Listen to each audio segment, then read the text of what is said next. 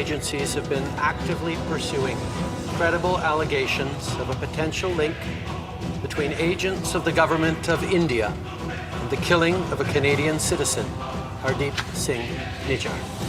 खालिस्तान का लफ्ज पहली बार सन 1940 में सामने आया था। इससे डॉक्टर वीर सिंह भट्टी ने मुस्लिम लीग के लाहौर मैनिफेस्टो के जवाब में एक प्लेटफॉर्म में इस्तेमाल किया। इसके बाद अकाली रहनुमाओं ने 1967 में लसानी बुनियादों पर पंजाब की तंजीम 9 से पहले 60 की दहाई के वस्त में पहली बार सिखों की खुदमुख्तारी का मसला उठाया।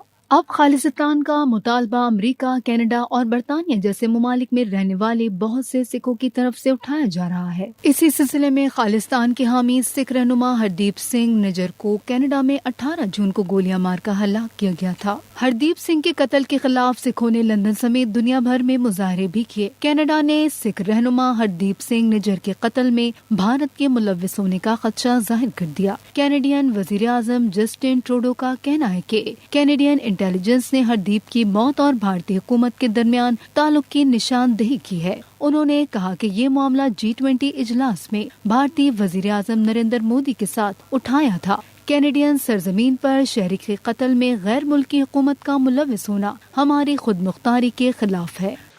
Canada has declared its deep concerns to the top intelligence and security officials of the Indian government.